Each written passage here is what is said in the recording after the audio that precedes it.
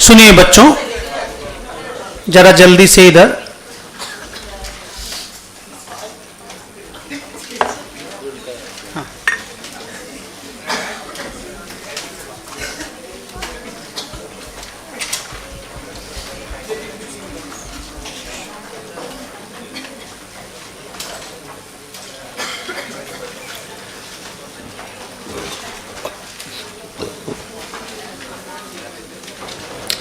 Start करें chapter को। सुनिए, बड़ा अच्छा सा चैप्टर है, मतलब रियल गुड चैप्टर। चैप्टर का नाम है pre and post incorporation profits. आज के दिन ना, रादर मैं तो अपना 20-25 साल के करियर में इस तरह का केस मैंने देखा नहीं, ठीक है। लेकिन अगर ऐसा केस होता है तो क्या करना है? सर कैसा केस? ऐसा केस कि एक बिजनेस है, मान लो, सब रेडी हैं, अभी लिखना छोड़ दो, लिखना छोड़ दो, हेडिंग चैप्टर का बाद में देते रहेंगे। मान लो एक बिजनेस है प्रोपराइटर का। प्रोपराइटर का नाम है, मान लीजिए मनीष। इसका एक फुल फ्लेजेड बैलेंस शीट है और मान लीजिए इसका काम है कैलकुलेटर का ट्रेडर है, ये बहुत बड़ा कैलकुलेटर का ट्रेडर है, मनीष इसका नाम है। मैं केस आपको बता रहा हूं, फिर आपको बताऊंगा प्री पोस्ट इनकॉर्पोरेशन प्रॉफिट क्या होता है। हाँ, और आज के दिन ये सब मैंने प्रैक्टिकली ये सब चीजें कभी देखी नहीं। क्यों नहीं देखी? ऐसा क्यों नहीं होता है? ऐसा सिर्फ क्वेश्चन पेपर में क्यों होता है? वो सारा बात बोलेंगे, फिर आप देखना हम आगे क्या बोलते। पहले थोड़ा सा बेस, आउटलाइन दे रहा हूं। मान लो मनीष नाम का एक बिजनेसमैन है, उसको ये लगा कि यार प्रोप्राइटरशिप फॉर्म में बिजनेस चलाने में प्रॉब्लम है, हम इसको कॉर्पोरेटाइज कर देते हैं, हम इसको कंपनी बना देते हैं। तो उसने कंपनी फॉर्म किया और कंपनी का नाम रखा एबीसी प्राइवेट लिमिटेड। मोबाइल बंद कर दे बेटा। क्या नाम रखा? ABC private limited. और एबीसी प्राइवेट लिमिटेड को मनीष ने बोला, मनीष ही एबीसी प्राइवेट लिमिटेड का प्रोमोटर है, तो मनीष ने मनीष को बोला भी बोल सकते हो। So Manish, by becoming the promoter of ABC Private Limited, said ABC Private Limited that you buy the business of Mr. Manish. माने कंपनी प्रोपराइटर का, ये ज्यादा अच्छा वर्ड रहेगा, कंपनी प्रोपराइटर का बिजनेस टेक ओवर कर लेगा, खरीद लेगा। मान लो ये बात 1/4/19 को हुआ,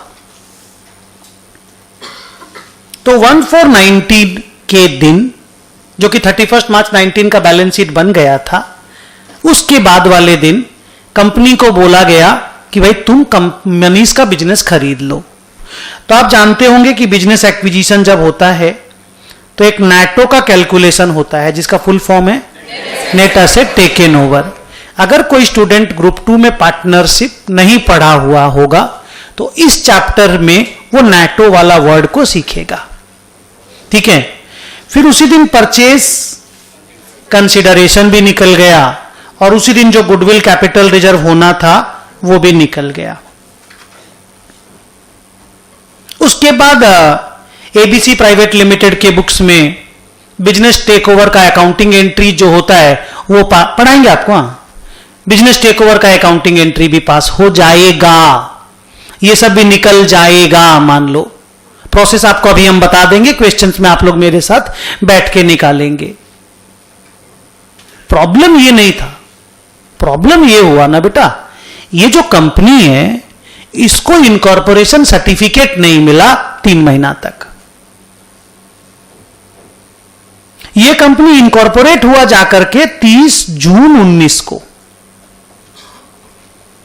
इंडिया में जो प्रोसीजरल डिले होता है, उस डिले की वजह से इसका इनकॉर्पोरेशन सर्टिफिकेट झूल गया and the company could only get incorporated on 30th of June 19 और बिजनेस उसने 1 अप्रैल को टेक ओवर कर लिया था,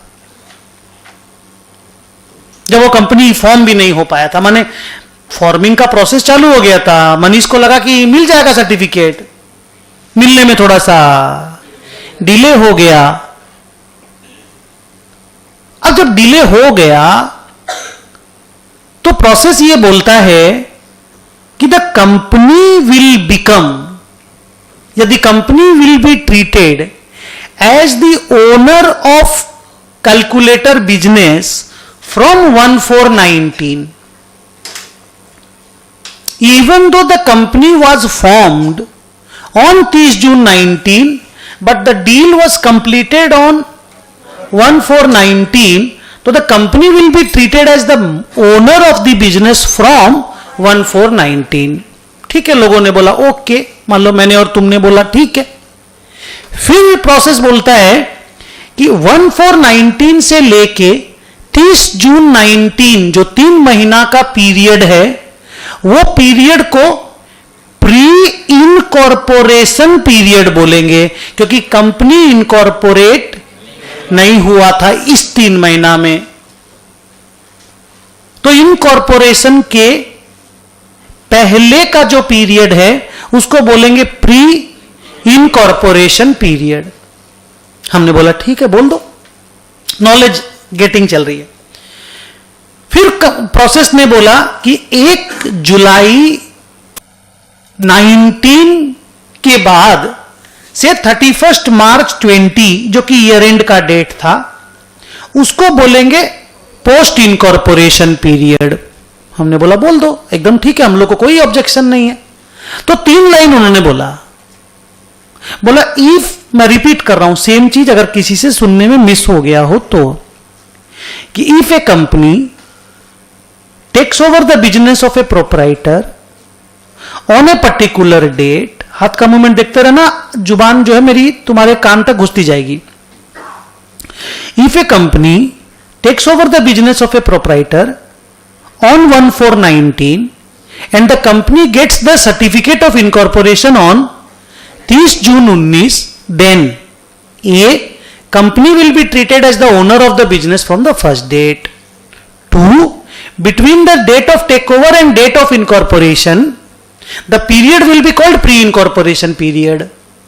Between the date of incorporation and date of year ending, the period will be called post-incorporation period. Clear? And most important, यहां पढ़ाई चालू। And ये जो 3 महीना है प्री-इनकॉर्पोरेशन पीरियड, इस 3 महीना की प्रॉफिट को बोला जाएगा प्री इनकॉर्पोरेशन प्रॉफिट, और ये जो 9 महीना है, इस 9 महीना की प्रॉफिट को बोला जाएगा post incorporation profit. Pre incorporation period की प्रॉफिट का नाम होगा pre incorporation profit, post incorporation period की प्रॉफिट का नाम होगा पोस्ट इनकॉर्पोरेशन प्रॉफिट। मान लो प्री इनकॉर्पोरेशन प्रॉफिट हुआ 10 करोड़, पोस्ट इनकॉर्पोरेशन प्रॉफिट हुआ 70 करोड़। दोनों पीएल में ही बन के आएगा, वैसे ही पीएल बनाएंगे जैसा पिछले 9 दिनों से 8 दिनों से बना रहे हैं। पीएल वैसे ही बनेगा, 2 कॉलम में बनेगा। मान लो 10 करोड़ और 70 करोड़ आ गया, तो ये जो 10 करोड़ है ना, ये बैलेंस शीट में कैपिटल रिजर्व के नाम से जाना जाएगा, और ये बैलेंस शीट में पीएल जिसको सरप्लस बोलते हो उसके नाम से जाना जाएगा। दोनों को ही बैलेंस शीट में जाना है, दोनों कंपनी का ही प्रॉफिट है। कंपनी को फर्स्ट डे से बिजनेस का मालिक मान लिया जाएगा, लेकिन प्रॉफिट के ट्रीटमेंट में डिस्टिंक्शन है। प्रॉफिट के ट्रीटमेंट में डिस्टिंक्शन है। जो 10 करोड़ का प्रॉफिट होगा कौन से पीरियड वाला? प्री इनकॉर्पोरेशन वाला, वो यहां पे आएगा। सर ये क्या दिखा रहे हैं? तुमको समझ में आ रहा होगा हम क्या दिखा रहे हैं। एक रिजर्व एंड सरप्लस का नोट दिखा रहे हैं, और वो जो 70 करोड़ का प्रॉफिट है वो यहां पे आएगा करंट ईयर प्रॉफिट में। ये भी है तो करंट ईयर प्रॉफिट ही, नेचर अलग है। इसको कैपिटल रिजर्व बोला जाएगा और बाद वाले को रेवेन्यू प्रॉफिट बोला जाएगा या पीएल बोला जाएगा। अच्छा, दोनों को पीएल बना के ही निकालना पड़ेगा, पीएल तो बनाना ही पड़ेगा। मोबाइल बंद कर दो सब कोई, मोबाइल को बंद करो, पॉकेट में रखो। Everybody is instructed to switch off the mobile.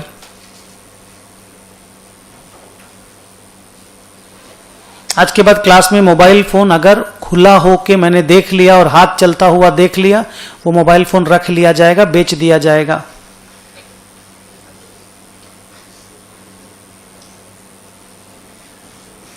Class के अंदर मोबाइल फोन स्विच ऑन नहीं होगा आज के बाद ना। अभी तक पिछला 15 मिनट में मैंने जो जो बोला वो समझ में आया? जल्दी, बाकी 2 दिन तक लगातार बोलेंगे ना बेटा, तुमको ध्यान रहने लग जाएगा। जब कंपनी बैलेंस शीट का बड़ा बड़ा सम बनाने लग गए तो ये तो बहुत छोटी सी बात है। हाँ, अच्छा अब आ जाओ कि मेन बात में, कि सर ये सब बात तो ठीक है, हम लोग सुन भी लिए, समझ भी गए, ठीक है, लॉ ने बोला होगा, आप हम लोग को बता दे रहे हैं। आपने ये क्यों बोला ये प्रैक्टिकली आजकल नहीं होता है? आपने बोला आपने आज तक ऐसा केस नहीं देखा। आपके यहां भी तो बहुत सारे प्रोप्राइटरशिप बिजनेस रहे होंगे, आपने भी तो कंपनी में उनको ट्रांसफर किया होगा, तो ये सब चीज नहीं हुआ आपके यहां? नहीं। क्यों नहीं हुआ सर?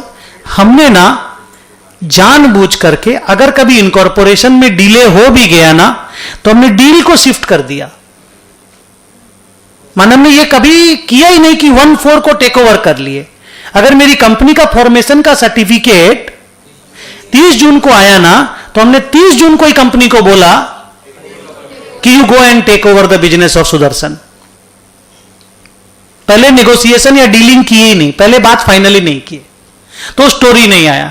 तो मेरा स्टोरी स्टार्ट ही हुआ, जल्दी बोलिए, 30 जून के बाद। तो 30 जून के बाद स्टार्ट होगा तो कौन सा पीरियड है ही नहीं मेरी जिंदगी में? Pre incorporate. अच्छा, प्री एक्विजिशन मत बोलना, होल्डिंग पढ़ते पढ़ते प्री एक्विजिशन बोलने का आदत पड़ गया होगा। हाँ, वो ग्रुप 1 में 2 दिन प्री इनकॉर्पोरेशन, इनकॉर्पोरेशन के पहले का प्रॉफिट है ना। तो मेरे लाइफ में ये आता ही नहीं है। मेरे लाइफ में स्टार्ट ही कहानी होती है, बोलो, पोस्ट में 1 जुलाई के बाद। और पोस्ट इनकॉर्पोरेशन वाला ही तो चैप्टर इतने दिनों से आप बना रहे थे। आप जो पीएल बना रहे थे वो नॉर्मल पीएल ही तो था, वो पीएल वाला ही तो पीएल था, उसका प्रॉफिट बना के पीएल में ही तो जाता था। जल्दी बोलिए। तो पोस्ट इनकॉर्पोरेशन पीरियड वो पीरियड है जिसको नॉर्मल पीएल बोला जाता है। आप भी जो पिछले 8 दिनों से मेरे क्लास में ग्रुप 1 में बैठ के पीएल बना रहे हो, उसका स्टेटस और इस 9 महीना के प्रॉफिट का स्टेटस सेम रहता है। प्रॉब्लम तो प्री इनकॉर्पोरेशन प्रॉफिट में है, उसकी प्रॉफिट को कैपिटल रिजर्व में डालना है। Lecture done. प्रैक्टिकली क्यों नहीं होता लोगों को समझ में आ गया? जल्दी। अच्छा, अब आइए कि सर हम लोग को क्या करना है, हमारे लिए क्वेश्चन क्या है, हमारे लिए सोल्यूशन क्या है। आपके लिए क्वेश्चन 2 हैं। नंबर 1, नैटो गुडविल पीसी मनीष के बिजनेस को जब कौन ABC private limited take over करेगा तो नैटो कैसे निकलेगा, गुडविल कैसे निकलेगा, पीसी कैसे निकलेगा, और बिजनेस एक्विजिशन का जो 3 जर्नल एंट्री होता है, आपको पार्टनरशिप अगर याद होगा तो वहां 3, हाँ, बिजनेस परचेज टू लिक्विडेटर वाला जो वेंडर वाला जो एंट्री होता है, वो 3 एंट्री हम ग्रुप 1 की क्लास में अभी सिखाएंगे। एक तो वो चीज सीखना है कि let's calculate NATO, let's calculate goodwill, PC and let's pass those 3 journal entries, full stop, side. एक चीज और पढ़ना है जो मैं पहले पढ़ा रहा हूं, ये वाला बाद में पढ़ाऊंगा, नैटो गुडविल पीसी जर्नल। वो है how to find profit of 3 months and how to find profit of 9 months separately, कैसे, ये पढ़ाना है। इसके पढ़ाने के पहले एक लाइन बोलना है जो हम बोल चुके हैं, मैं क्वेश्चन के फॉर्म में तुम्हारे सामने डालता हूं। आपको 3 महीना और 9 महीना का प्रॉफिट अलग अलग ढूंढना ही क्यों है? 12 महीना का ढूंढ लो ना, काम हो जाएगा। नहीं होगा ना काम? क्या प्रॉब्लम हो जाएगी सर? वो जो डिवीजन होगा ना, प्री को कैपिटल रिजर्व में और पोस्ट को पीएल में डालने वाला, वो गलती हो जाएगा। टोटल तो मिल जाएगा, रिजर्व एंड सरप्लस में ही तो दोनों है, लेकिन हाँ, दोनों का जो डिफरेंशियल ट्रीटमेंट है वो हम नहीं कर पाएंगे। तो उसके लिए आज का क्लास डेडिकेटेड है। Clear? Now class starts, base complete. हम लोग जब ये pre and post incorporation profit निकालेंगे ना, हम लोग 2 कॉलम का पीएल बनाएंगे, 2 कॉलम का प्री पोस्ट। ठीक, हम लोग वर्टिकल फॉर्म में बनाएंगे, टी शेप में नहीं बनाएंगे। जैसे अभी तक बना रहे थे ना पिछले 7-8 क्लास में कॉर्पोरेट फिनेंशियल स्टेटमेंट्स में, वैसे ही बनाएंगे। 3, हम लोग फॉर्मेट पे जोर नहीं देंगे, माने इंप्लॉई बेनिफिट एक्सपेंस लिखने की जरूरत नहीं है, सैलरी, HRA, बोनस लिख देंगे। नहीं समझे? रेवेन्यू फ्रॉम ऑपरेशन लिखने की जरूरत नहीं है, सेल लिखने से हो जाएगा। समझे? तो पीएल के शेड्यूल 3 के फॉर्मेट पे जोर नहीं रहेगा, हम लोग आइटम बाय आइटम पीएल बना देंगे, जैसे टी शेप में बनाते हैं ना, बस वैसा ही वर्टिकल फॉर्म में बना देंगे। Sales, rent received, dividend received, interest income, खर्चा में 2, परचेजेस 2, सैलरी 2, रेंट 2, प्रिंटिंग, ऐसे लिख देंगे। वो जो 2+7 आइटम वाला जो फॉर्मेट है वो हम लोग नहीं करेंगे। नहीं, मेमोरेंडम नहीं है तो रियली, लेकिन स्टूडेंट को मेमोरेंडम की तरह बनाना एग्जाम में, वो स्टूडेंट को छूट मिला हुआ है। रियल कंपनियों को ये छूट नहीं है, तुमको सिर्फ इसलिए छूट मिल रहा है कि तुमको प्री पोस्ट निकालने का फोकस है, तुम्हारे लिए फॉर्मेट का फोकस नहीं है। फॉर्मेट का फोकस तो पिछले चैप्टर में पढ़ लिए, इसमें तुमको स्टूडेंट को रिलैक्सेशन मिला हुआ खाली। ठीक, आइए सर, मान लीजिए हमको प्री पोस्ट का 2 कॉलम का पीएल बनाना है, क्या प्रोसेस है? प्रोसेस यही है बेटा, अब सुनना, यहां से क्लास मैंने बोला स्टार्ट हो गई, हां सुनना। सबसे पहले हम एक डेट इस एग्जाम्पल का बेस बना के हम आपको पढ़ा रहे हैं। सबसे पहले ना हम लोग क्या करेंगे, एक 12 महीना का ट्रेडिंग बना लेंगे।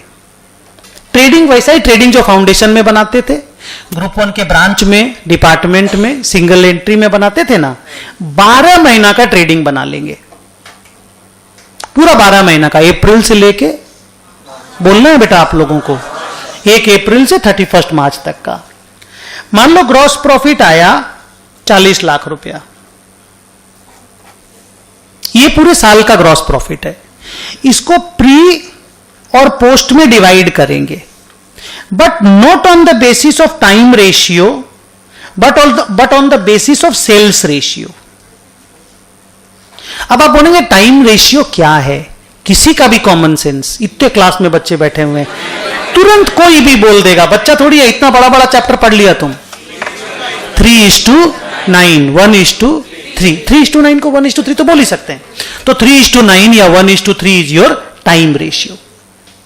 मैं ग्रॉस प्रॉफिट को टाइम रेशियो पे डिवाइड नहीं करूंगा, क्योंकि ग्रॉस प्रॉफिट टाइम पे डिपेंड नहीं करता, माल बिक्री पे डिपेंड करता है। मान लो मुझे पता चला कि मेरा जो 3 महीना का सेल है वो है 120 लाख, 3 महीना का सेल, और मेरा 9 मंथ का जो सेल है वो है 760 लाख।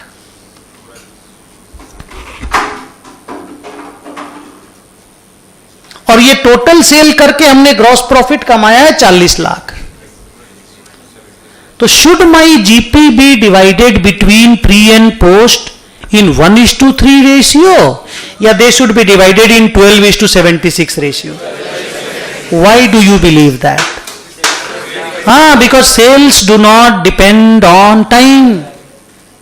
उल्टा बोल दिए, GP doesn't depend on time, GP depends on sales. GP is a variable item. Costing की क्लास में वेरिएबल, फिक्स, सेमी वेरिएबल खूब चलता होगा लड़ाई वहां पे, वो लड़ाई थोड़ा सा यहां पे करना आज की क्लास में,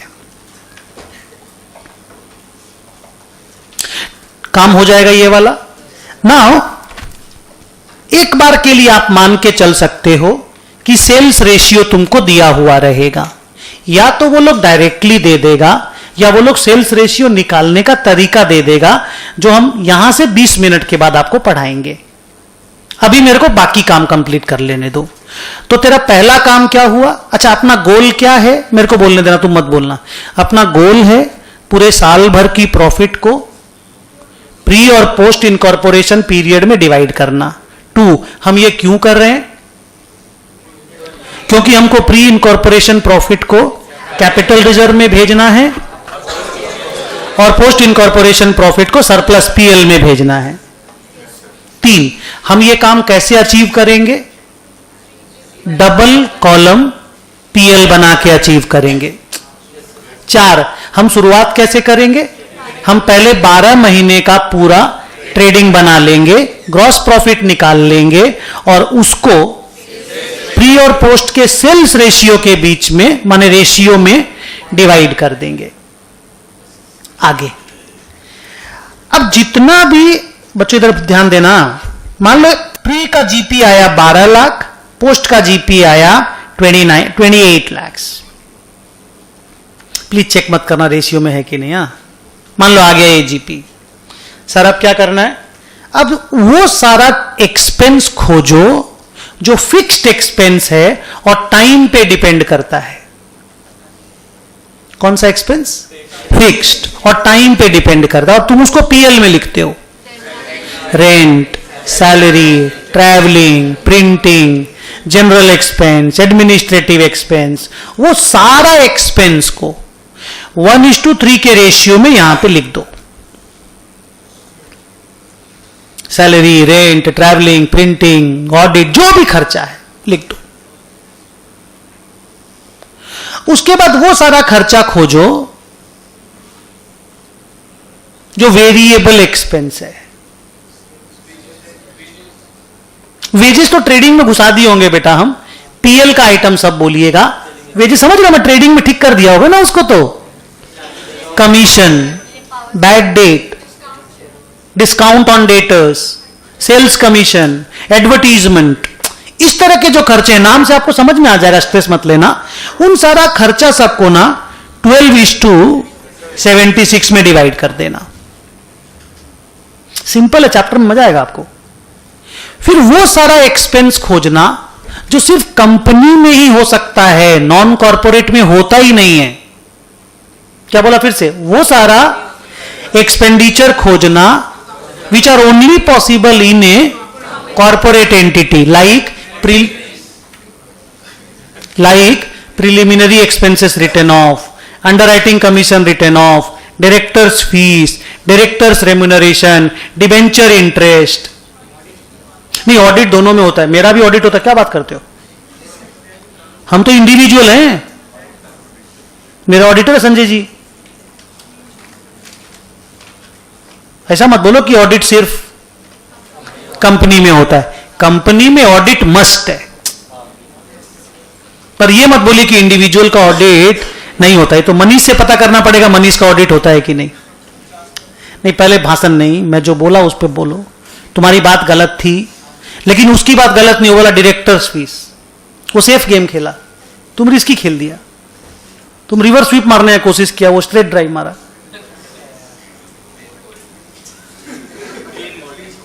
हाँ, क्लीन बोल्ड तो नहीं, बट बोल्ड हो गया है। इधर आइए, पावाओं से लग के। सर इधर, वो सारा एक्सपेंस खोजो जो सिर्फ कंपनी में हो सकता है, नॉन कंपनी में नहीं। Director fees, director remuneration, debenture interest, preliminary expenses, ये सब। इनको कौन से कॉलम में लिख दो? पोस्ट वाले कॉलम में लिख दो। फिर वो सारा खर्चा खोजो जो इस केस में सिर्फ प्री इनकॉर्पोरेशन वाले पीरियड में हुआ है। सर ऐसा कोई स्पेसिफिक खर्चा है क्या जो सिर्फ प्री में होता है? बोला प्रोप्राइटर्स रेम्यूनरेशन। मनीष को रेम्यूनरेशन दिए थे 3 महीना के लिए। सर क्यों? बिकॉज मनीष डायरेक्टर बन गया था जून में, तो जून के बाद तो वो डायरेक्टर रेम्यूनरेशन ले लिया, लेकिन जून के पहले उसको सैलरी दिए थे क्योंकि वो 3 महीना बिजनेस को रन कर रहा था। तो proprietors remuneration, proprietors interest on capital, अगर इस तरह का कोई चीज है तो वो सिर्फ प्री इनकॉर्पोरेशन पीरियड में आ जाएगा। सर फिर कुछ नहीं, बस जोड़ लेना, जोड़ के नेट प्रॉफिट निकाल लेना। नेट प्रॉफिट का जो आंसर रहेगा, ये 10 करोड़ आ जाएगा, ये 70 करोड़ आ जाएगा। प्लीज ऊपर देख के मत बोलना 2870 कैसे बन गया, प्लीज। हाँ ले, अभी बन सकता है। क्या करना है 10 करोड़ को? कैपिटल रिजर्व में, और 70 करोड़ को पीएल का जो सरप्लस वाला नाम है उसके सामने रख देना है। ये मेहनत के लिए अपना आज का क्लास और नेक्स्ट वाला क्लास का 20% 30% लग जाएगा। ये काम हम लोग करने वाले हैं। कॉपी में लिखो।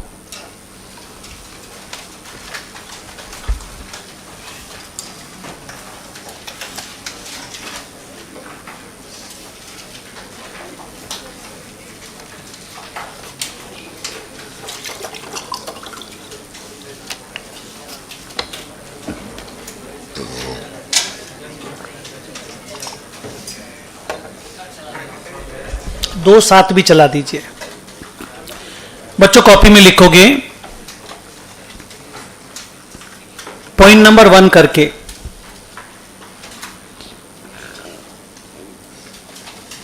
लिखो if A company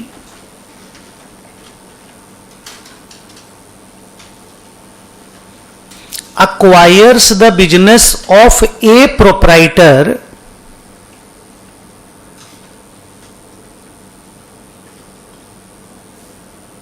oblique partnership firm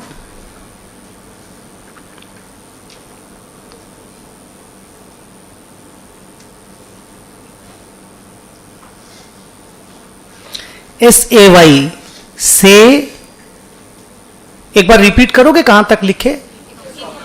If a company acquires the business of a proprietor oblique partnership firm, say on 1/4/19, but the company could be incorporated on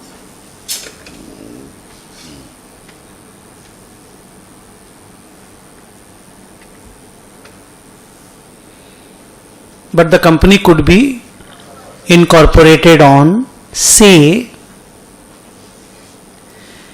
30.6.19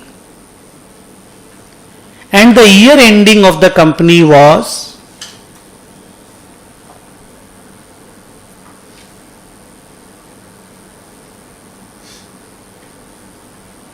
say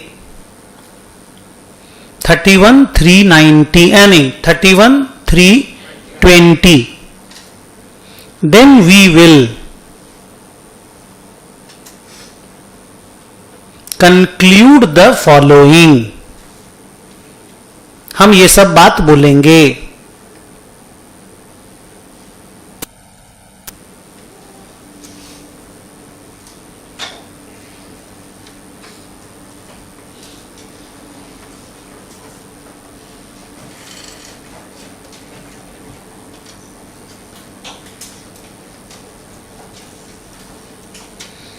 ऐसे दो पार्ट बनाओ।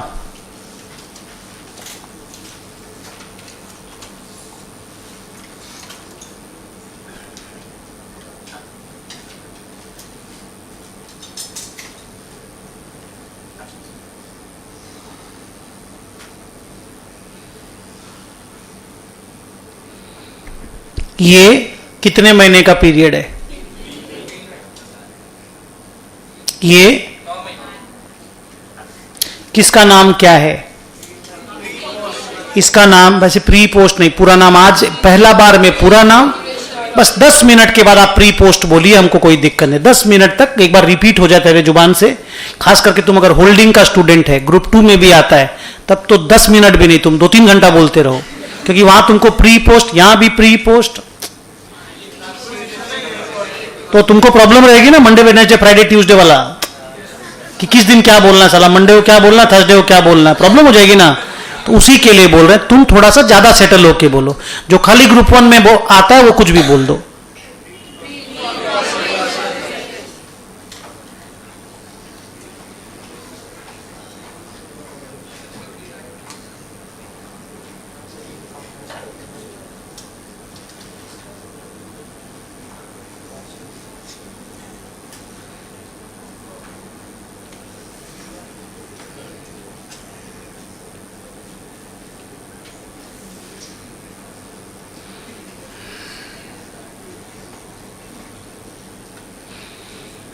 हम लोग इसकी प्रॉफिट को बैलेंस शीट के reserves and surplus के अंदर कैपिटल रिजर्व के नाम से भेजेंगे और इसकी प्रॉफिट को P&L, जिसको सरप्लस बोलते हैं, उस नाम से भेजेंगे।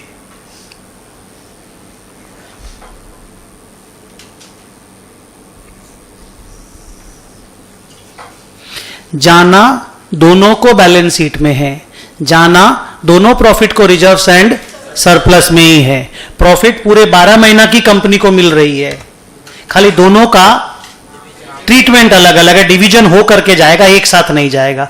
अभी तक तुम लोग क्लास में एक साथ पूरा 12 महीना का प्रॉफिट को रिजर्व्स एंड सरप्लस में भेजते आए हो, आज तुमको डिवाइड करके भेजना पड़ेगा।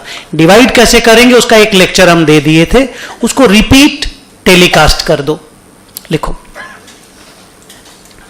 Point number 2,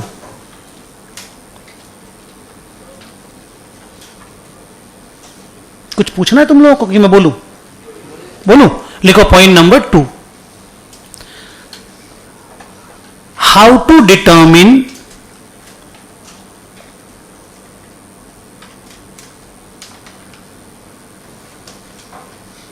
these profits।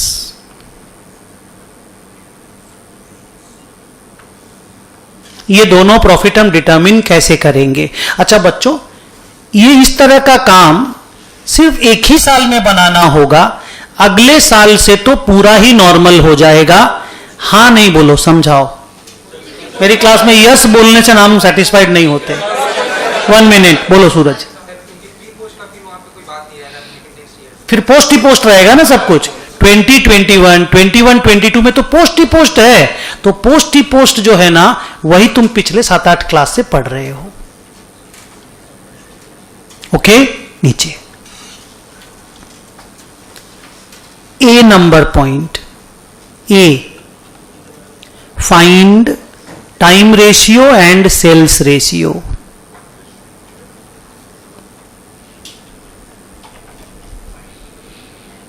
Time ratio and sales ratio. क्या होता है टाइम रेशियो? सर टाइम के हिसाब से जो प्री और पोस्ट का पीरियड में नंबर ऑफ मंथ या डेज रहेगा उसको टाइम रेशियो बोलेंगे। और सेल्स रेशियो प्री का सेल और पोस्ट का सेल का अमाउंट के रेशियो को सेल्स रेशियो बोल देंगे। अभी मैं आपके सामने एक डेटा रखूंगा, आप मेरे को सेल्स रेशियो निकाल के देंगे, निकाल के, मेहनत लगेगा। मेरा टाइम रेशियो है ये वाला 3:9, 1:3 अप्रैल में जून और जुलाई से मार्च। मेरे को क्वेश्चन में बोला गया अप्रैल, मई, अगस्त, सितंबर और दिसंबर। अप्रैल, मई, अगस्त, सितंबर और दिसंबर का सेल, मंथली सेल, बाकी मंथली सेल का डबल है। अप्रैल, मई, अगस्त, सितंबर, दिसंबर का सेल, मंथली सेल, बाकी मंथली सेल का डबल है। तो अगर बाकी मंथली सेल को 1111111 मान लें तो ये सब 222222 हो जाएगा। आप बहुत ज्यादा बार 22 बोल दिए थे, हम 11 ठीक से काउंटिंग करके बोले थे। 11 7 बार बोलना था, 22 5 बार बोलना था। मैं ठीक बोला ना बेटा? आप मेरे साथ, बाकी ये लोग आगे पीछे हो गए हैं। सुनिए, इधर में जो 3 महीना है, रुकना, इधर का जो 3 महीना है 221, हाँ बोल दो प्लीज, क्योंकि मैं 19 साल से बड़े बच्चों को पढ़ा रहा हूं। इधर का जो 9 महीना है 222111111।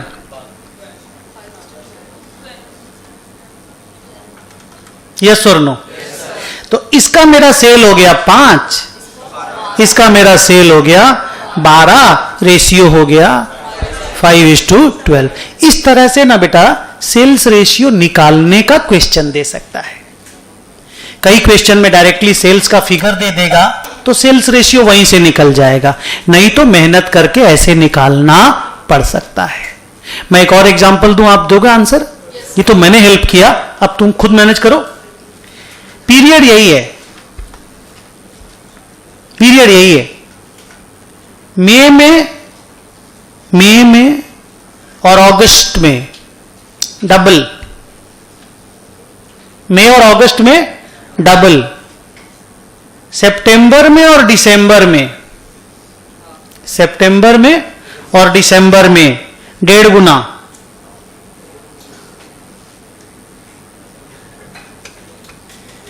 सर गंध फैला रहे हैं आप, इससे ज्यादा गंध फैलेगा, अभी तुम सम बनाने देखना।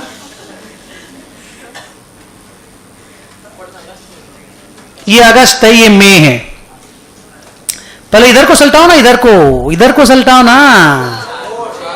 मई 4 हो गया ना, बाकी को 1 पकड़ लो, इनको 2 पकड़ लो और इनको 1.5 पकड़ लो। समझे कि नहीं? पहले बताओ, हड़बड़ मत करो, समझे कि नहीं? तो इधर का कैसे हो गया? 2-1-1, इधर का 2-1-1 तो 4 हो गया। इधर में अगस्त में 2, सितंबर में और दिसंबर में 1.5, फिर 6 बार 1-1-1-1-1, पक्का 11, पक्का 11।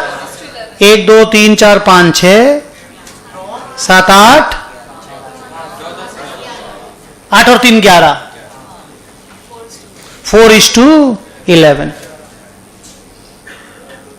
हमको बताइए मैनेज हो जाएगा कि नहीं? ऐसे बोला। एक और एग्जांपल पूछूं? बोला पोस्ट इनकॉर्पोरेशन पीरियड के हर महीना में प्री इनकॉर्पोरेशन पीरियड का दुगना सेल है। उसके हर महीना में जितना सेल है उधर के हर महीना में डबल है। पहले इधर का बोलो, इधर का 3-1-1-1-3, इधर का 2-2-2 करके 9 बार 18, 3:18। ठीक है ना, इतना भी छोटा। 3:18 को 1:6 करके बोलेगा। मैंने हम लोग को आता ही नहीं, टीचर लोग हम लोग को तो सिखाया ही नहीं, बस तुमको सिखाया बस। मतलब बेवकूफ भाई, 3:18 कैसे 1:6? बाप रे बाप, ये तो भारी सवाल हो गया। ये तो डेरिवेटिव कैलकुलस से भी हार्ड हो गया भाई। शर्म नहीं, काम फ्लो को आगे नहीं बढ़ने देना है ना। एक बार स्टॉप, ये सब हंसी मजाक के लिए बोलता हूं, कोई नाराजगी नहीं है बेटा। अब आया कि सर ये टाइम रेशियो और सेल्स रेशियो आप दे दोगे तो ठीक, आप निकालने बोलोगे तो ठीक। We will be able to do that. B, prepare a trading account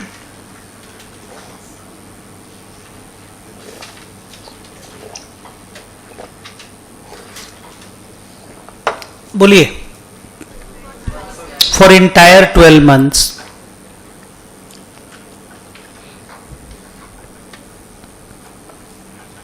पूरे 12 महीना का ट्रेडिंग अकाउंट बना लेंगे। सी, आप बोलिए, कुछ बोल रहे थे जो बढ़ा चुके, हम रिपीट करना है। डिवाइड द ग्रॉस प्रॉफिट 2 साथ इन सेल्स रेशियो। ई, ABCD चल रहा है ना। टाइम रेशियो सेल्स रेशियो ढूंढ लो, ट्रेडिंग पूरे 12 महीना का बना लो, ग्रॉस प्रॉफिट को सेल्स रेशियो में डिवाइड कर दो। अभी तो डी आएगा, फिर D, prepare a P&L in vertical form. D number point. हाँ, prepare a P&L in vertical form in 2 columns.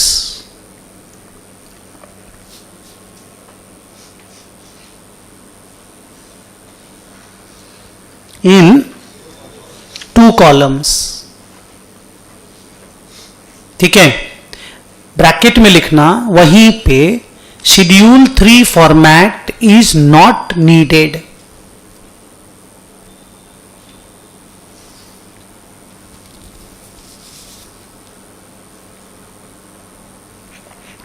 ठीक है। जब आप 2 कॉलम में पीएल बना दोगे तो फाइनल आंसर जो रहेगा फर्स्ट कॉलम का कैपिटल रिजर्व में चला जाएगा, सेकंड कॉलम का पीएल में सरप्लस में चला जाएगा। क्लियर था एकदम? Point number 3।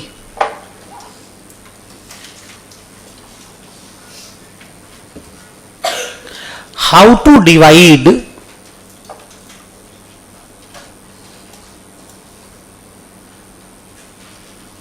The expenses.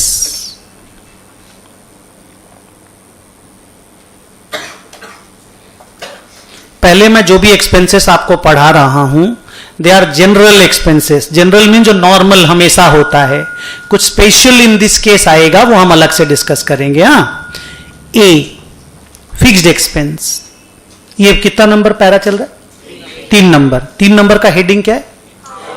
कैसे डिवाइड करेंगे एक्सपेंसेस को, उसका पहला नोट फिक्स्ड एक्सपेंसेस। हाँ रुको, डैश करके example salary, rent, printing, travelling, administrative expense, office expense. लिखो आराम से, हम वेट करेंगे। क्या क्या नाम लिखे बेटा?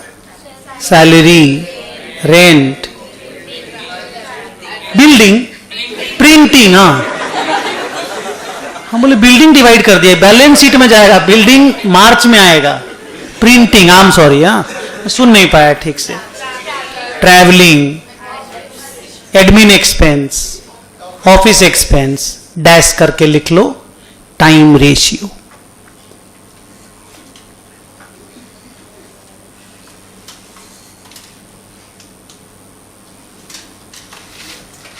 Number B variable expenses. अच्छा, आप लोग ना बच्चों, आप जो वेरिएबल एक्सपेंसेस, फिक्स्ड एक्सपेंसेस बोलोगे ना, ट्रेडिंग वाला मत बोलिएगा, क्योंकि ट्रेडिंग हम लोग ऑलरेडी बना करके 12 महीना का उसको सेल्स रेशियो में डिवाइड करके प्री पोस्ट में डाल भी चुके हैं। तो आप खाली पीएल का आइटम सब बोलिएगा। ओके, वेरिएबल एक्सपेंसेस डैश करके लिखो example sales commission,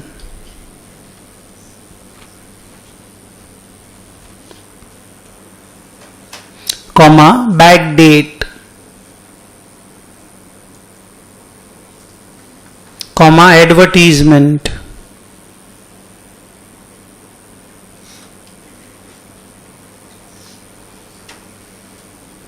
comma travelling commission,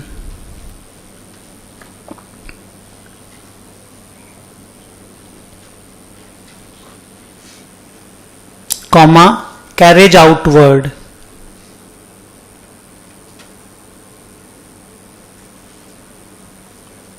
इन सारे खर्चों का एक कॉमन एस्पेक्ट बताओ। अगर सेल ज्यादा होगा तो ये खर्चे भी ज्यादा हो जाएंगे। डैश करके लिख लो सेल्स रेशियो।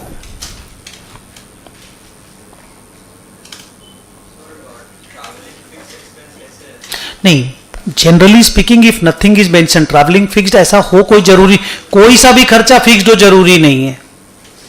कोई सा भी खर्चा का स्टेटस कैसे भी हो सकता है। But generally when travelling expense और ट्रैवलिंग कमीशन का क्वेश्चन आता है, अब जैसे मान लो मैं ट्रैवलिंग करता हूं, ऑफिस से घर आता हूं, घर से ऑफिस जाता हूं, हर दिन इक्वल ट्रैवलिंग लगता है, हर मंथ का ट्रैवलिंग कॉस्ट इक्वल होता है, लिखो। But still case to case basis ये सब चीजें चेंज होगी। ये मैं मोस्ट जनरल सर्कमस्टांस में आंसर दे रहा हूं। अभी बात होगी ना, अभी बात करूंगा, अभी शुरू हुआ है। नेक्स्ट सी कॉर्पोरेट एक्सपेंसेस। हर एक आइटम का जिसका भी तुमको मन करेगा बात करने का ना बेटा, I will talk about that. थोड़ा सा पेशेंस रखो, एक बार बेस बिल्ड हो जाए देन अलग से जो स्पेशल खर्चे सब हम खुद बताएंगे उसके बारे में। क्या लिखा बोलो? Corporate expenses example preliminary expense, माने जो तुमने सिंगल एंट्री के चैप्टर में, ब्रांच में, डिपार्टमेंट में सुना भी नहीं था, वो सब फाउंडेशन वगैरह में जो नाम तुमने नहीं सुने थे, बोलो preliminary expenses comma underwriting commission comma बोलो पिछले दिनों जो नए नए सुने मैनेजरियल रेम्यूनरेशन फ्लोटिंग चार्ज नहीं फ्लोटिंग चार्ज पीएल खर्चा कैसे हो गया डांटने दीजिए थोड़ा सा व्हाट इज फ्लोटिंग चार्ज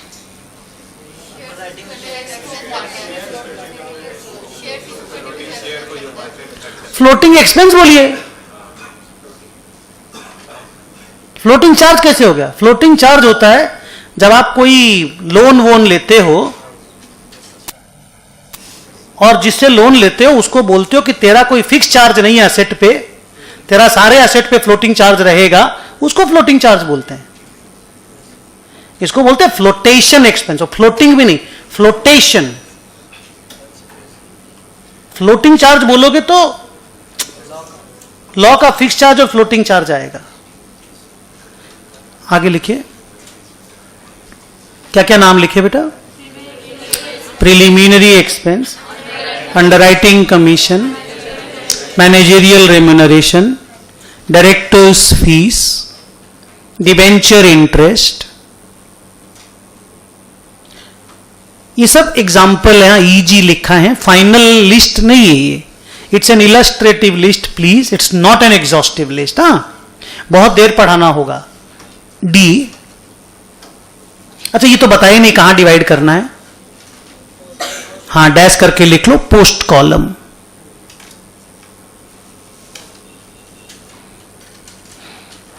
फिर लिखो स्पेसिफिक डी नंबर में specific pre incorporation expense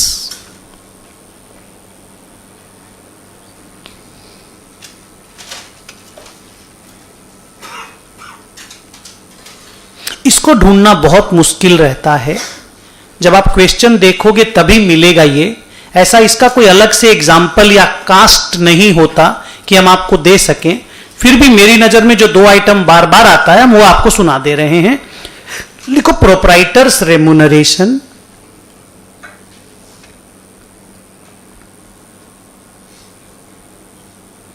for 3 months यहां ना क्लियर रहेगा ये 3 महीना का है और ये वही 3 महीना है जो अप्रैल मई और जून को बिलोंग करता है तो अगर कोई ऐसा खर्चा जहां देख के लग रहा है ये 3 महीना को बिलोंग करता है तो तुम ऐसे भी प्री इनकॉर्पोरेशन में उसको डालेगा ही डालेगा comma proprietors interest on capital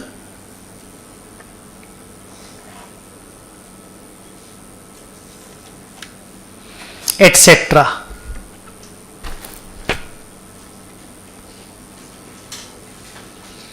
अब नीचे एक तो स्टार लगाओ और उसके बाद लेक्चर स्टार्ट होगा अब आप लोगों का मन में जो जो चीज होगा आप सारा बात करिएगा मेरे से हाँ स्टार लगा के लिखो the above rules are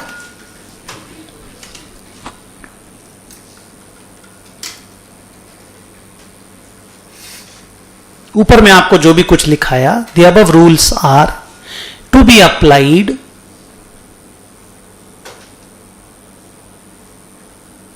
when nothing is specifically mentioned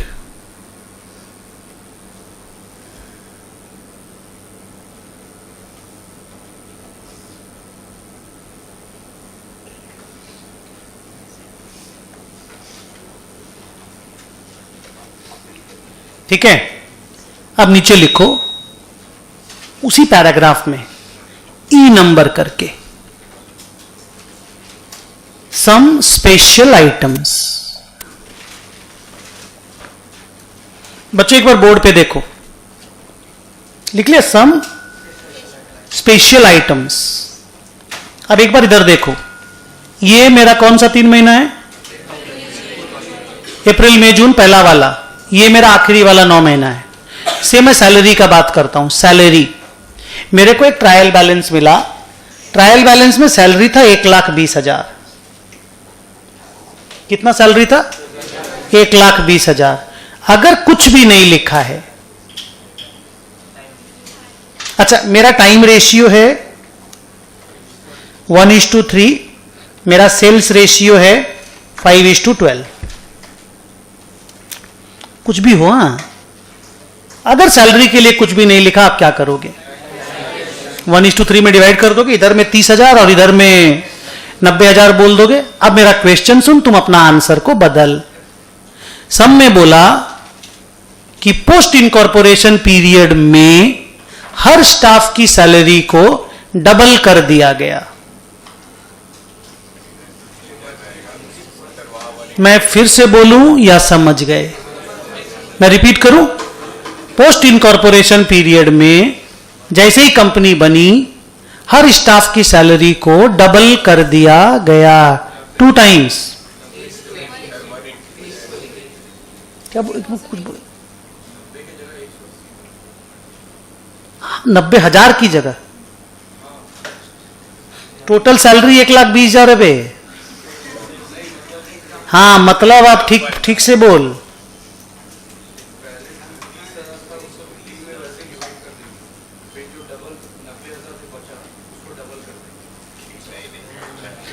total salary 1,20,000 है ट्रायल में। नहीं समझे? आप पुराना सम को मत पकड़ो, पुराना सम सेम नहीं है, मैंने सेकेंड सम दिए हैं। सैलरी 1,20, ये पूरे 12 महीना की सैलरी है। पोस्ट पीरियड में सैलरी का डबल हो गया था हर स्टाफ का। सैलरी का रेशियो बताओ ना यार।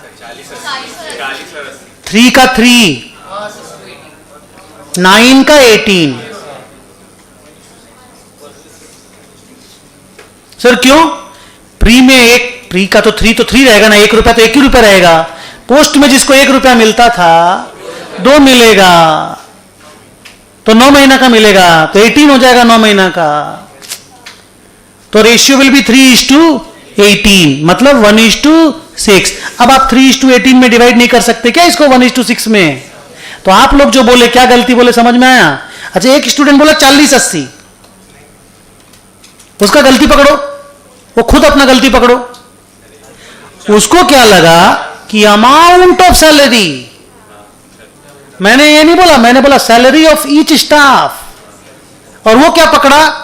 टोटल सैलरी का रेशियो ही है 1:2। ना, मैंने स्टाफ की सैलरी को डबल किया है। तो ये सब हुआ लैंग्वेज को रीड करने का ढंग से केयर लेके काम। आगे बोले, सुनिए, ready?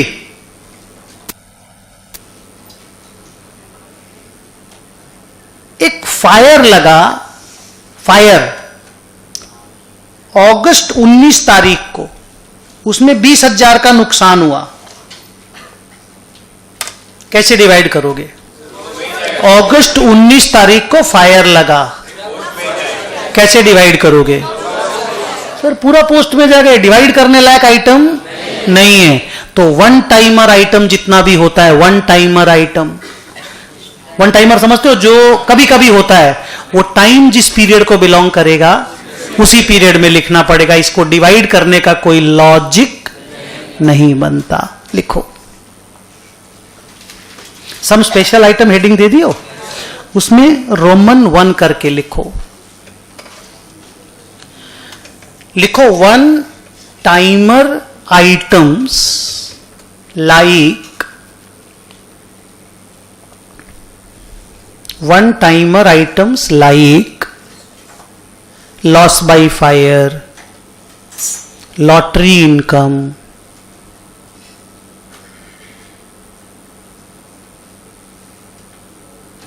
earthquake losses, profit on sale of investments। तो जब भी लाइक करके मैं लिखाता हूं वो एग्जाम्पल के फॉर्म में देता हूं, ओके? इससे एक तो आइडिया लगता है, फिर और आइटम का डिस्कशन जैसे जैसे करने का मन करेगा हम जरूर करेंगे। हाँ, should go to respective column.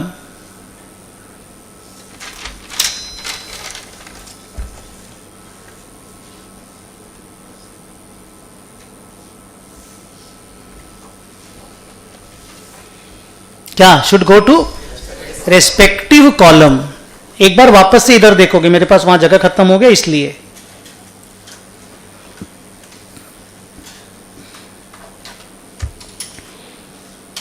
Ready? एक आइटम आया पीएल में, बस ये प्री और पोस्ट का मंथ का नाम लिखे, अप्रैल मई जून जुलाई अगस्त सितंबर अक्टूबर नवंबर दिसंबर जन फेब मार्च। ठीक है, इधर एक क्वेश्चन आया मेरे, माने पीएल में एक आइटम था, आइटम का नाम था इंटरेस्ट इनकम। ठीक है, और ये लिखा हुआ था कि ये इंटरेस्ट इनकम इन्वेस्टमेंट से पैदा हुआ है।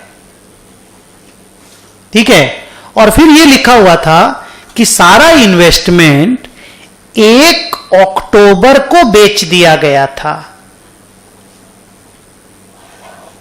और इंटरेस्ट इनकम आया था 40,000। तो ना तो एक उधर से चिल्ला दिया पोस्ट, बस इसको तो पोस्ट बोल ही देना है।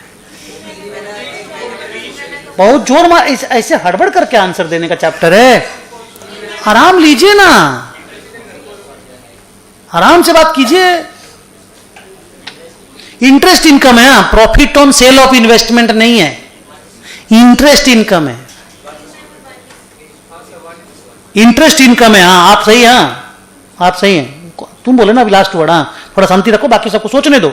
सोचना नहीं चाहता ना, तुरंत आंसर चाहिए। 4:45 पे छुट्टी होगा, 4 बजे अभी टाइम दे दो ठीक से। हाँ सुन, इंटरेस्ट था मेरे पास, इन्वेस्टमेंट शुरू से ही था, हम 1 अक्टूबर को सारा इन्वेस्टमेंट बेच दिए। ठीक, और इंटरेस्ट इनकम मेरे को मिला है 40,000। नॉर्मली जो इंटरेस्ट होता है वो पीरियोडिकल होता है। नॉर्मली इंटरेस्ट 3:9 रेशियो में डिवाइड होना चाहिए क्योंकि फिक्स्ड इनकम है। पर यहां पे केयरफुली बताओ, इस सम के हिसाब से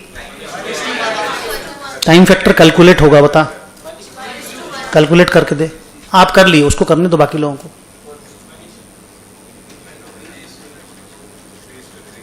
एक अक्टूबर को बेच दिए इन्वेस्टमेंट, 1 अक्टूबर के बाद इंटरेस्ट इनकम नहीं आएगा, बेच दिए, बेच दिया।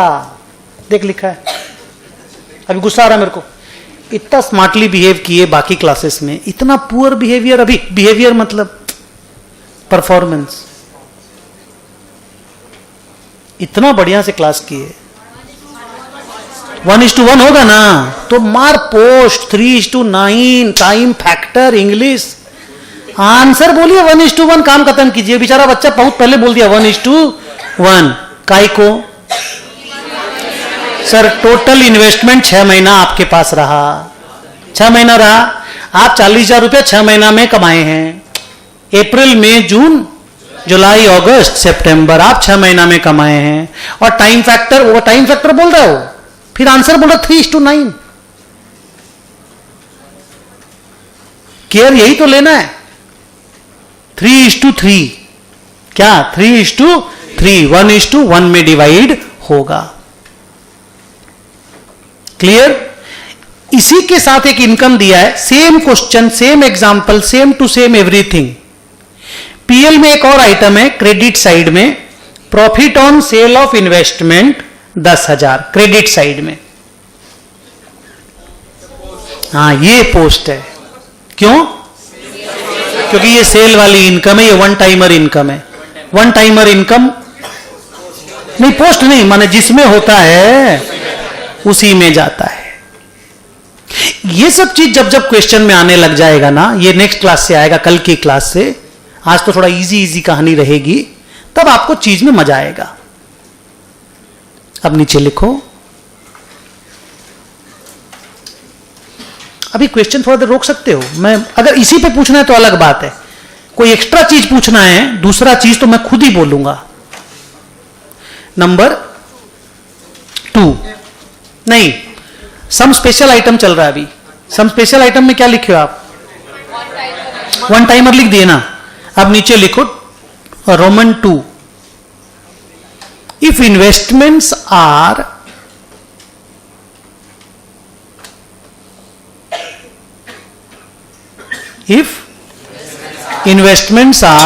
disposed of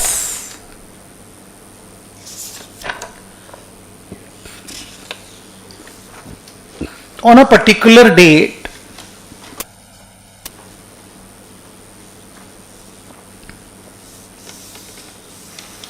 then interest income will not arise after that.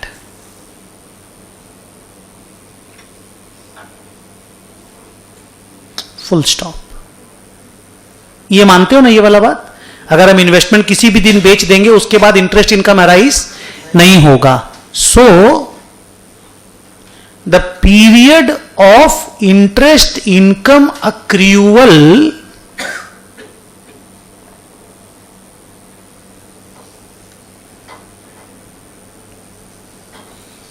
repeat, the period of interest income accrual must be carefully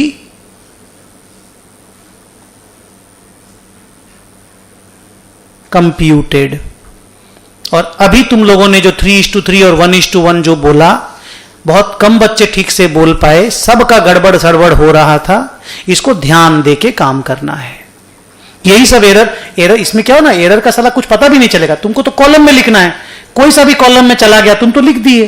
answer का कोई चेकिंग तो होगा नहीं, बैलेंस शीट तो टैली करेगा. तुम किधर भी लिख दे, तुम इधर का प्रॉफिट में लिख दे, इधर का प्रॉफिट में लिख दे, बैलेंस शीट तो टैली कर ही जाएगा ना. तो तुमको ना क्रॉस चेक करने का मौका नहीं मिलेगा इस चैप्टर में. सो बहुत केयरफुल होकर सम बनाना पड़ेगा. अभी जितना केयरलेस हो उससे नहीं चलेगा. नीचे लिखो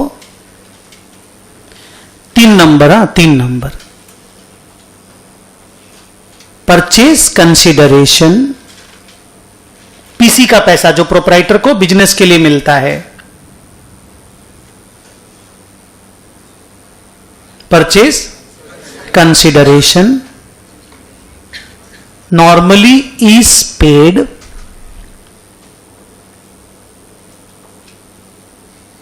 इस एग्जाम्पल में बताओ परचेज कंसिडरेशन का नॉर्मल पेमेंट कब हो जाना चाहिए? डेट बताओ. डेट प्री पोस्ट नहीं, डेट 1/4 ना. जिस दिन आप धंधा आप चॉकलेट खरीदने जाते हो, जिस समय चॉकलेट खरीदते हो पैसा उसी समय देते हो ना, उसी समय देते हो ना. लिखो खाता में लिखाने का ही समय आएगा. अभी ना खाता में लिखाएंगे, अभी देखना तुम. गुस्सा अगर आएगा तेरा माथा में लिखाएंगे, खाता में नहीं. लिखो. नहीं रे बेटा, इसी का चीज है वो, गलत मतलब खाता टाइप ही का स्टोरी है, तो बोल लेने दो, इंटरेस्टिंग है. क्या लिखा बोलो? Purchase consideration is normally paid on 1/4/19 which is date of acquisition.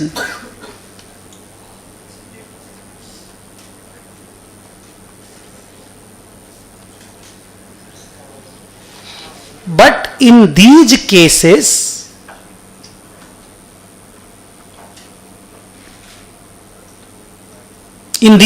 माने प्री पोस्ट वाले केसेस में ए कंपनी कैन नॉट पे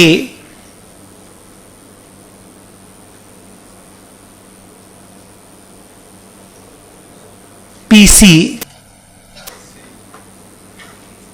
परचेज कंसिडरेशन को शॉर्ट में P.C. A company can not पे पीसी टिल 30 जून. कंपनी इनकॉर्पोरेट होगी तभी तो पीसी दे पाएगी. कंपनी तो बनी नहीं तो पीसी कैसे देगी? प्रोप्राइटर लिखना फुल स्टॉप करके. Proprietor charges interest on delayed payment of PC.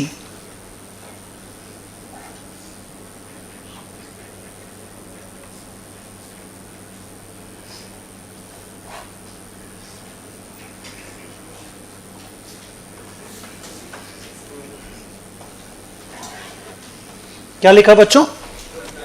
Proprietor charges interest on delayed payment of PC. Full stop. Such interest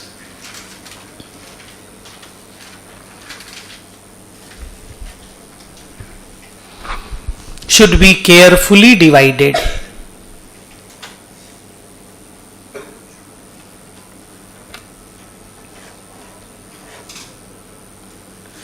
sir ये एक फैक्ट है क्वेश्चन है आपके सामने, आपको इसका जवाब देना है। तुरंत हमको जवाब मत देना, एक बार हाथ उठा के जवाब देना पहले, लेकिन क्वेश्चन अच्छे से समझ लो।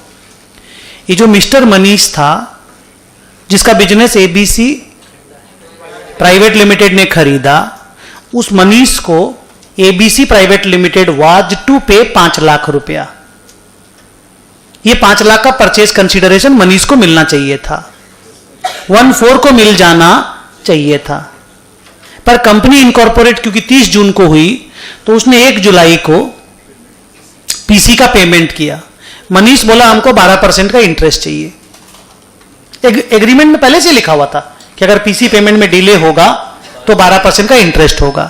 तो 12% का इंटरेस्ट दे दिया गया और इंटरेस्ट का 15,000 रुपया ट्रायल बैलेंस में था, खर्चा साइड में लिखा था interest on delayed payment of PC. और वो 15,000 निकला कैसे था? 5 लाख इंटू 12% इंटू 3/12 करके निकला था। तो आप इस 15,000 के इंटरेस्ट को कौन से कॉलम में डालोगे? बोलो कौन से कॉलम में डालोगे, प्री या पोस्ट? एक मिनट, एक स्टूडेंट बोल रहा है पोस्ट, बाकी ऑलमोस्ट सारे बच्चे लोग प्री बोल रहे हैं। प्री करेक्ट है। क्यों तुमने प्री बोला? और जिसने पोस्ट बोला उससे पूछते हैं। Pre is correct, why? Sir 3 महीना का ही तो है, इंटरेस्ट है, तो इंटरेस्ट है, ये तो पीरियोडिकल बेसिस का आइटम है और 3 महीना का इंटरेस्ट है, तो मंथली हिसाब है, तो प्री में ही जाएगा। पेमेंट पोस्ट में हो गया तो क्या हुआ? पीरियड तो प्री का ही है, यस और नो? तो पेमेंट कब होता है इंपॉर्टेंट नहीं है, किस, हाँ, खर्चा किस पीरियड को बिलोंग करता है वो इंपॉर्टेंट है। अभी मान लो तुम ब्लैक टी शर्ट, तुम हमको ट्यूशन फीस नहीं दिया, अभी तक दे दिया है, से अब ये मान लो हमको ट्यूशन फीस देगा, मैं अभी कौन सा महीना चल रहा है? दिसंबर। ये मान लो हमको ट्यूशन फीस देगा अगला साल मई में, तो क्या वो मेरा अगला साल का इनकम हो जाएगा? इनकम तो इसी साल का रहेगा ना, पेमेंट बाद में हो रहा है। जल रहा है तो बत्ती, हाँ। जिसने पोस्ट बोला, क्यों बोला बेटा? इधर से किसी ने पोस्ट बोला, बोल।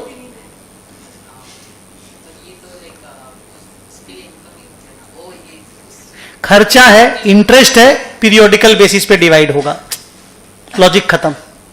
ठीक, क्या बोला? खर्चा है, इंटरेस्ट है, पीरियोडिकल बेसिस पे डिवाइड होगा। अब इसमें क्वेश्चन कैसे बनता है देखिए। बोला PC was paid on 1/8/19 and interest was 20,000। अब आप पूछेंगे sir why PC was paid on 1/8/19? Company झुला दिया 1 महीना और। सर 1 जुलाई को दे देना चाहिए था ना, तो भी तो ट्यूशन फीस नहीं दिया। हम भी तो तुमको होमवर्क देते हैं, तुम भी तो 15-20 दिन झुला देते हो। जवाब 1 अगस्त को पेमेंट हुआ पीसी का। अच्छा, प्रोपराइटर को पीसी पे इंटरेस्ट मिलने का लॉजिक घुस रहा है तो अंदर में, क्योंकि साला कंपनी प्रॉफिट तो पूरा ले रहा है, profit belongs to the company for the full 12 months, तो प्रोपराइटर को कम से कम पीसी का इंटरेस्ट तो मिले। पीसी तो पेमेंट नहीं किए। 3:1, 15,000 5,000 है ना, 15,000 5,000, 15 प्री को बिलोंग करेगा, 5 पोस्ट को बिलोंग करेगा। तो यहां पे बहुत केयरफुल रहना है। ये एक ऐसा आइटम है जहां पे हमेशा इंस्टीट्यूट टारगेट एरिया बना करके बच्चों को परेशान करता है।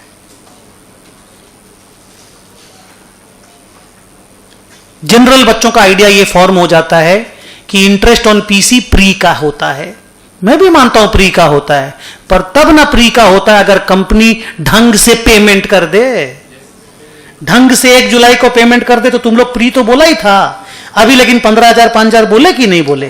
तो अब केयरफुल रहना पड़ता ना, इसीलिए तो बोल पाए ना। नेक्स्ट,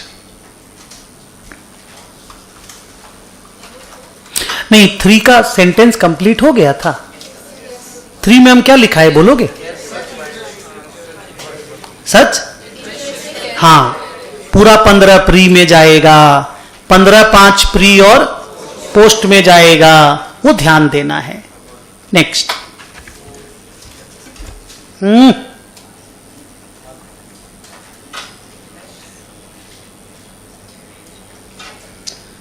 बेटा।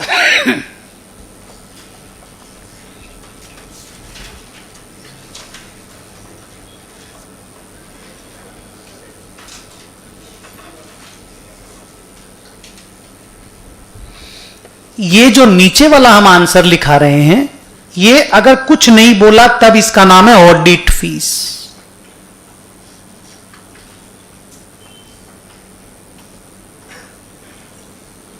बोलिए, 3 आंसर है, 3 क्वेश्चन पूछा गया है, बहुत ध्यान से बोलना है।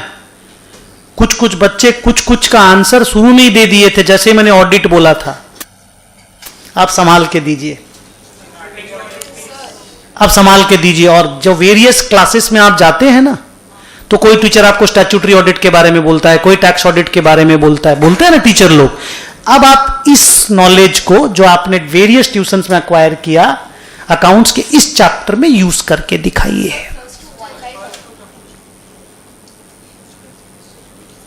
रेडी? हाथ उठाइए, केयरफुली बोलेंगे। नाम सुना इन सबका? ये क्या है? अनक्लियर, मैंने जहां पे खाली लिख दिया ऑडिट फीस और कुछ भी नहीं लिखा। ये दोनों कब एकदम क्लियर, जिसमें कोई डिस्प्यूट नहीं है, ये इसी चीज का है। डन? बोल तुम, क्या नाम बेटा? केशव, बोल। Thank you. रुक, मैं तुमको परेशान करूंगा। थैंक यू बोल के परेशान करना है मेरे को। बच्चे ने बोला स्टैट्यूटरी ऑडिट फीस पोस्ट में जाएगा। With him, I am with him. क्यों? हाँ सर, नाम से ही तो स्टैट्यूटरी ऑडिट। हम लोग ऑडिट के ट्यूशन में जाते हैं, टीचर 50 बार बोलता है statutory audit, statutory audit. Company का स्टैट ऑडिट होता है, स्टैट ऑडिट होता है, बोलते हैं ना बच्चे लोग क्लास में, टीचर लोग। तो बच्चा पिक किया वर्ड को कि statutory audit is only for company and company expense goes to the post column, so I am putting it in the post column. क्यों? मेरा होता है टैक्स ऑडिट, क्या बात करते हो? मैं इंडिविजुअल हूं। मान लो Manish is Sudarshan, spelling change.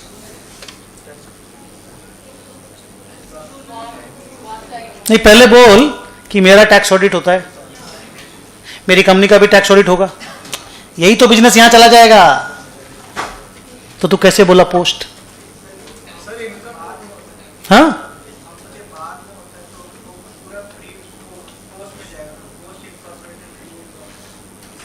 नहीं कभी भी हो, है तो पीरियड का ना। डिवाइड कैसे करें ये बता, लड़ाई तो उसी चीज का है। अच्छा, मैं पहले बता दूं कि tax audit does not depend on the fact whether you are a company और यू आर ए प्रोपराइटर। बोल हाँ। प्रोपराइटर का भी टैक्स ऑडिट होता है कि नहीं? सोनी बोला है ना कभी टैक्स ऑडिट के बारे में कि नहीं बोला? आज तक बोला है ना? बोला खाली कंपनी का टैक्स ऑडिट होता है। क्या बोल रहे हैं? हाँ, तुम लोग तो बोले ही बोलना, हम बोल सकते, मेरे लिए छोटा है वो। तुम लोग अगर बोल दिया बोला है तो फिर तो बुलवा देंगे ढंग से, ढंग से बोलोगे तुम लोग। हम बोल सकते हैं छोटा है मेरे से। बोलिए, अब लड़ाई हो रहा है। देखिए, अब डिसेंट बात हो रही है। पहले लेकिन क्लियर कर लें कि टैक्स ऑडिट प्रोपराइटर का भी होता है, कंपनी का भी होता है। इस बात पे कोई डाउट मन में नहीं है। दूसरी बात, tax audit depends on turnover of the companies and proprietors. बोलिए, टैक्स ऑडिट टर्नओवर बेस्ड है ना? अभी 50 लाख और 2 करोड़ है कि या 40 लाख और 1 करोड़ 60 लाख है? 50 लाख और 2 करोड़ ना? ओके। नाउ जिसने भी 2 करोड़ बोला वो करेक्ट है, वो बिजनेसमैन के लिए, और 50 लाख प्रोफेशनल के लिए। मेरा टर्नओवर तो होगा नहीं, ग्रॉस रिसीट बोलते हैं उसको। तो मेरे, एक मिनट रुकिए, उस बच्चे को बोलते, वो बेचारा 2 करोड़ पे फोकस था। जब मैंने 50 लाख बोला तो उसको अच्छा नहीं लगा, तो मैं उसको बता दूं कि वो भी करेक्ट है, और 50 लाख का information is an addendum, so let me just give that information to him. 2 crore एक बिजनेसमैन के लिए है, जो माल बेचता है, 50 लाख एक प्रोफेशनल के लिए जो सर्विस सेल करता है। तो हमारे लिए अगर मेरा ग्रॉस रिसीट 50 लाख को क्रॉस कर जाता है तो मेरे को टैक्स ऑडिट कराना पड़ेगा। और कोई बिजनेसमैन का सेल, जिसको टर्नओवर बोलते हो, 2 करोड़ से क्रॉस होने से टैक्स ऑडिट कराना पड़ता है। Done? Now thank you sir, इसको सेल्स रेशियो पे डिवाइड करेंगे क्योंकि साले का पैटर्न ऐसा है कि सेल्स पे होना चाहिए। और अगर कुछ भी नहीं लिखा तो टाइम रेशियो।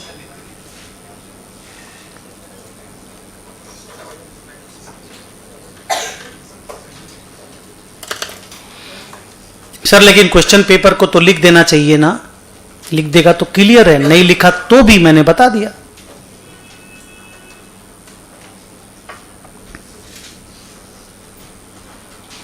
ओके, लास्ट, उसके बाद पहला सम।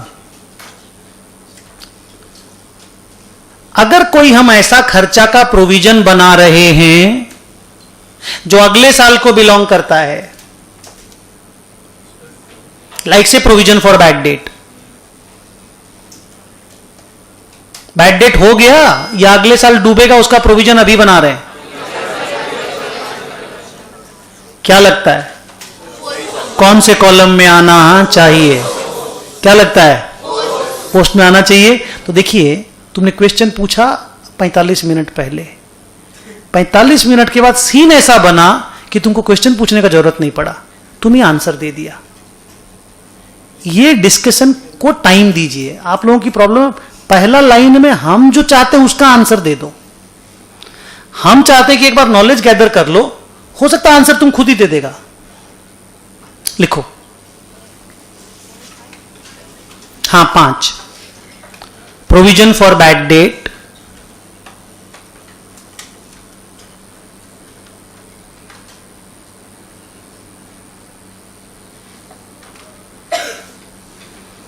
should go to the post column.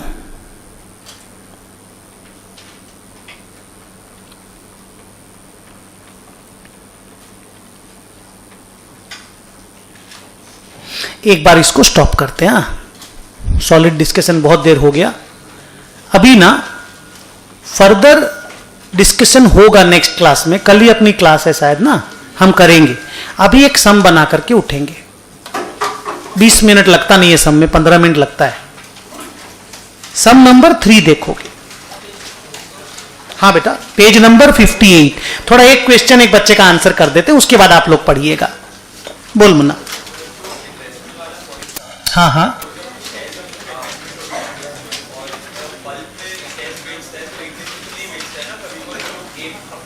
नहीं आप कभी भी बेचिए, टाइम इनकम माना जाता है। जब हुआ तभी इनकम माना जाता है।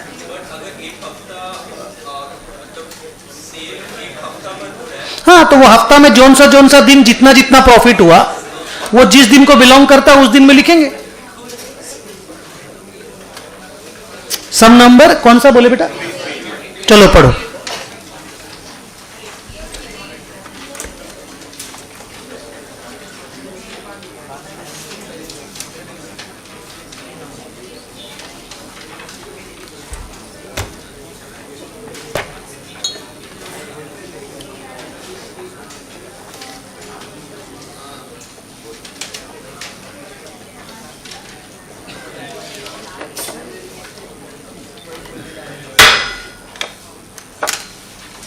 हार्ड लगा चैप्टर, ठीक है।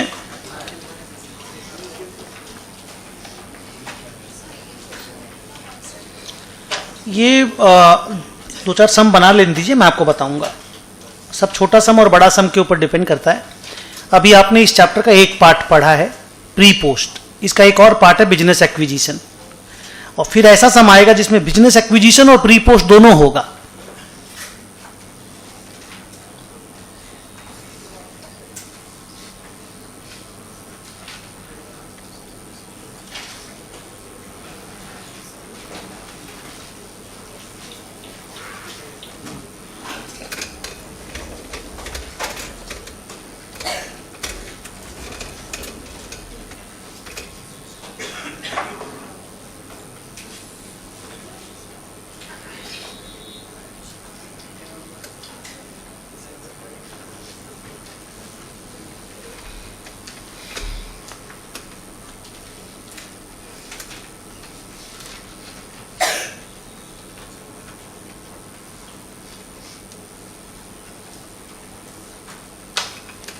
1 मिनट में आ रहे हैं।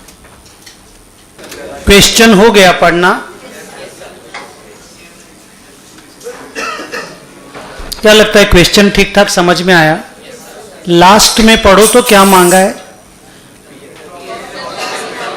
पीएल बनाना है साल भर का।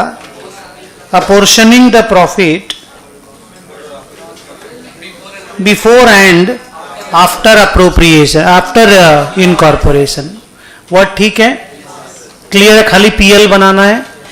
मेरे कोई भी सोल्यूशन आप जब बनाओगे ना, उसका पहला काम आप ऐसे करोगे, ये 3 डेट लिखोगे क्वेश्चन पेपर में।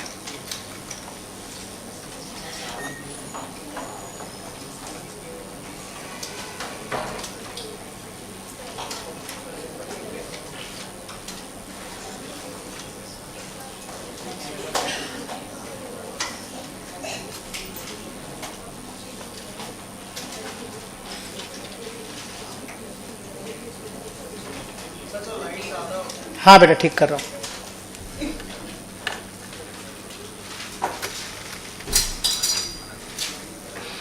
ये तीनों डेट एक ऑर्डर में होना चाहिए। सबसे पहले एक्विजिशन डेट आना चाहिए, फिर इनकॉर्पोरेशन डेट, फिर ईयर एंडिंग डेट। अगर ये एक ऑर्डर में नहीं है तो सम प्री पोस्ट का नहीं बन सकेगा, सम नॉर्मली खाली पोस्ट का हो जाएगा।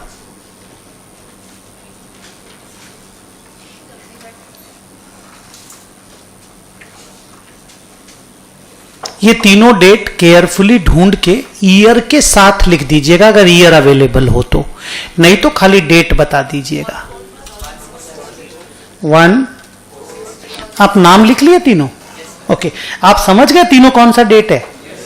बोलो 1, okay okay okay. Very similar to my example, only the year is changed. मेरा 1920 था, इनका 16-17 है। अदरवाइज मुझे देखने से लग रहा है कि time ratio is perfectly the same जो मेरे एग्जाम्पल में था। बोलिए।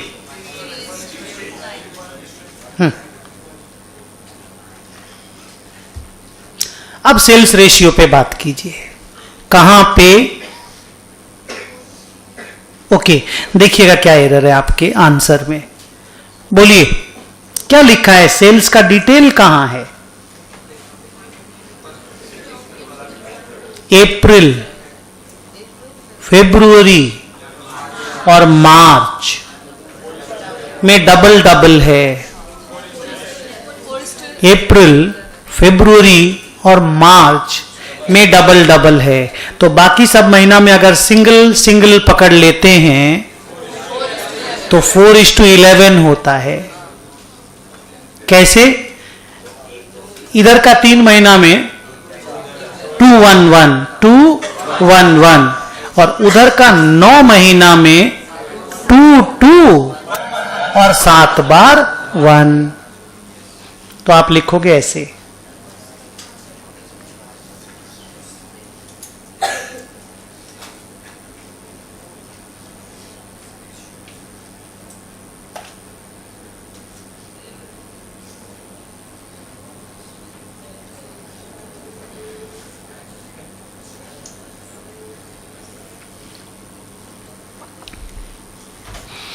फोर इज टू 10 का एरर समझ में आया?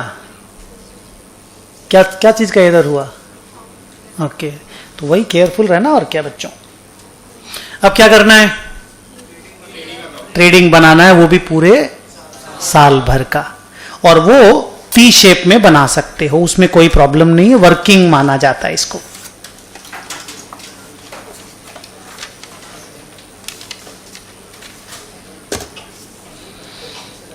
अपनी क्लास में हमको लगता है कई साल, कई महीना बाद ट्रेडिंग बनाएंगे।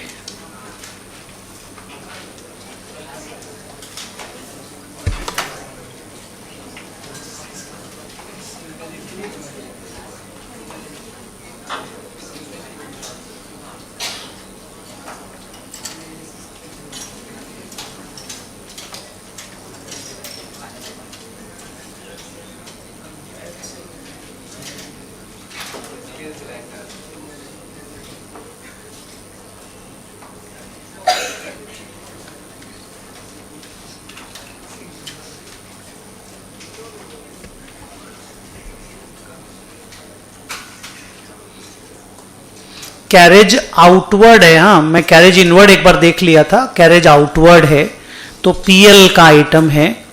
ट्रेडिंग के 5 ही आइटम हैं इस क्वेश्चन में, पांचों आइटम का अमाउंट जीपी के साथ आप बताओगे। धीरे धीरे करके लिख लो, लिख के बता दो।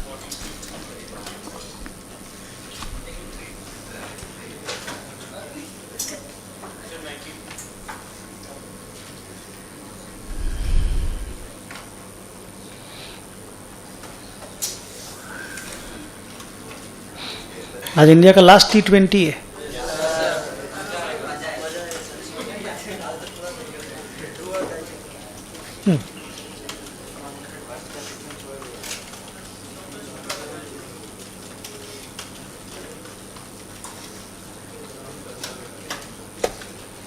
एक एक करके आंसर बोलना स्टार्ट करो।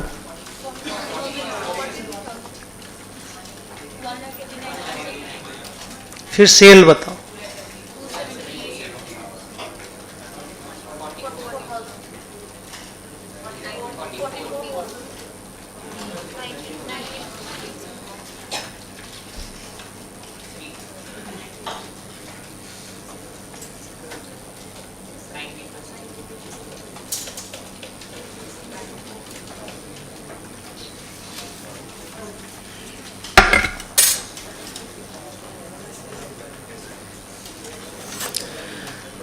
अब आप लोग इस तरह का एक फॉर्मेट बनाओगे जो मैं बना रहा हूं, देखो।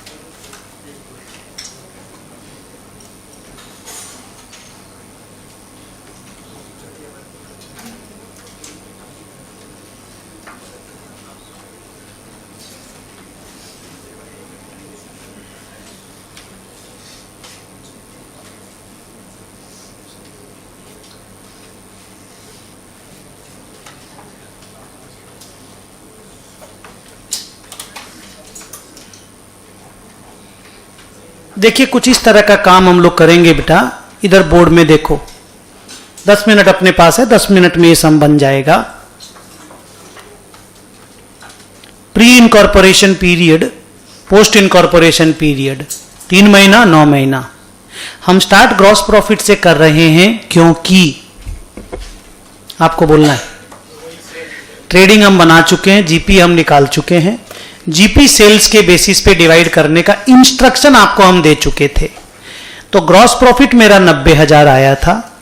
मेरे कॉलम्स का कंस्ट्रक्शन देखो, एक कॉलम पोस्ट का 9 महीना वाला, एक कॉलम प्री का 3 महीना वाला, एक कॉलम बेसिस के लिए बनाए कि मैं कैसे डिवाइड कर रहा हूं, और यहां पे नाम लिखने का।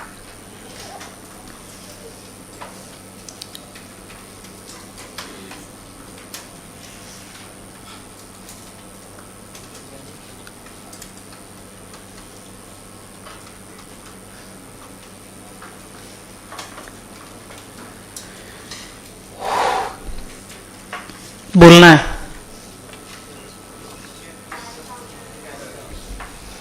पहला एक्सपेंस का नाम, हाँ, कैरेज आउटवर्ड।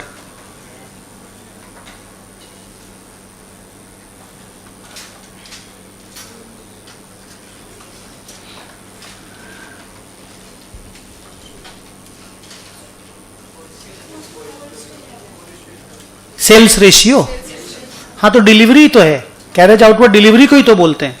4:11 correct answer. चलो डिवाइड करते हैं। 3300 का टोटल अमाउंट है, 15 से डिवाइड करके 4 से मल्टीप्लाई कर देते हैं।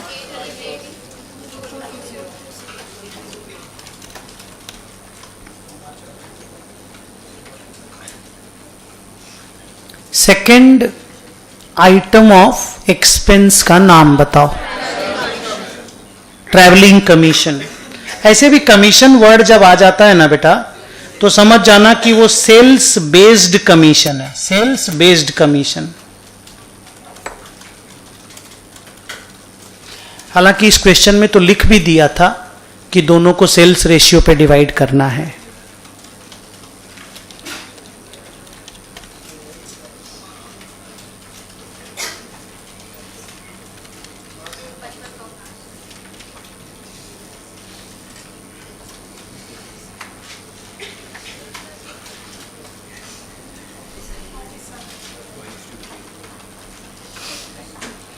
तीसरा आइटम ऑफ एक्सपेंस का नाम।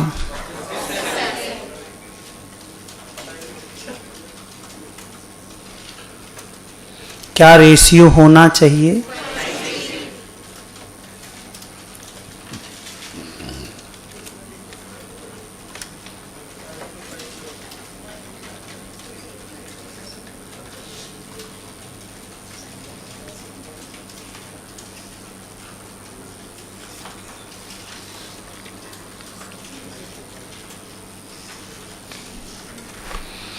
सैलरी के बाद चौथे आइटम का नाम बताओ।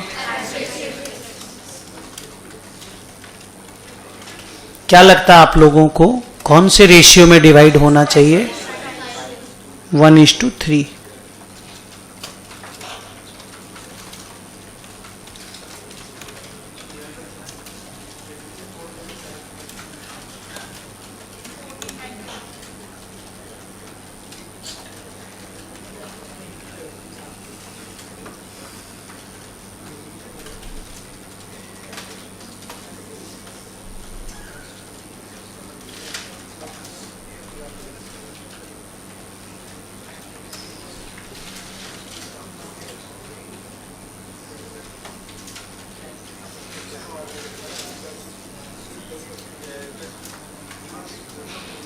Next, rent and rates. 1:3.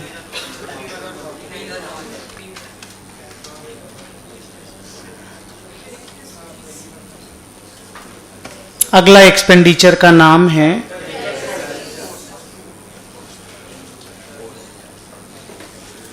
Directors fees. 18,000 रुपया का खर्चा है। पोस्ट।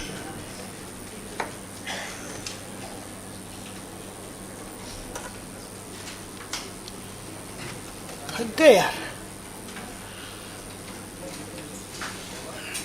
थक गए बोल रहा हूं। डायरेक्टर्स फीस के बाद बताओ। अच्छा, डिप्रिसिएशन भी है। पहले प्रिलिमिनरी एक्सपेंस लिख लेते हैं। Yes, post.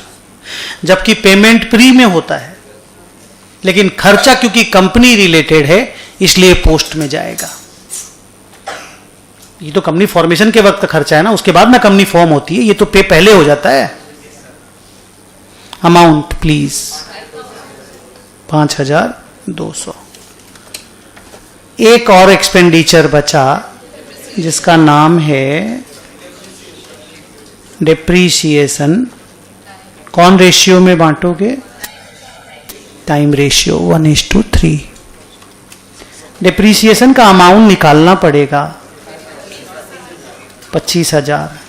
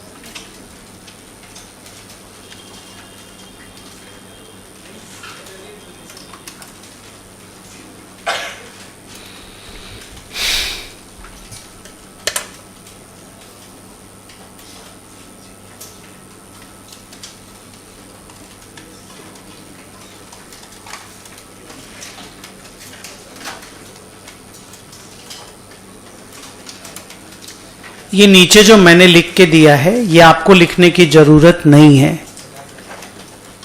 नीचे क्या लिखा आंसर के बाद? हाँ, एक प्रॉफिट कैपिटल रिजर्व में जाएगा, एक प्रॉफिट बैलेंस शीट में सरप्लस में जाएगा। जाना दोनों को रिजर्व्स में है, लेकिन इसी बात बंद कर बेटा, इसी काम के लिए हम लोग ये प्री पोस्ट बनाए हैं। अगर ये पूरा पोस्ट वाला काम होता तो इतना लफड़ा करना नहीं पड़ता। For this distinction only we have done this division. Comfortable थे आप लोग इस सम के सॉल्यूशन में? पक्का? मेरा नहीं, आज होमवर्क आपको नहीं देंगे, थोड़ा एक दो सम और करवा के देंगे। कल तो क्लास है ना। सुनिए ना, मेरे नंबर ऑफ नोट्स पॉइंट्स कितने हैं इस सम में, माने इस क्लास में? 3 है। आप केयरफुली तीनों को अच्छे से रीड कर लेना। और बुक में जो नोट पॉइंट्स हैं, बुक में जाके देखो तो बुक में कितने नोट हैं?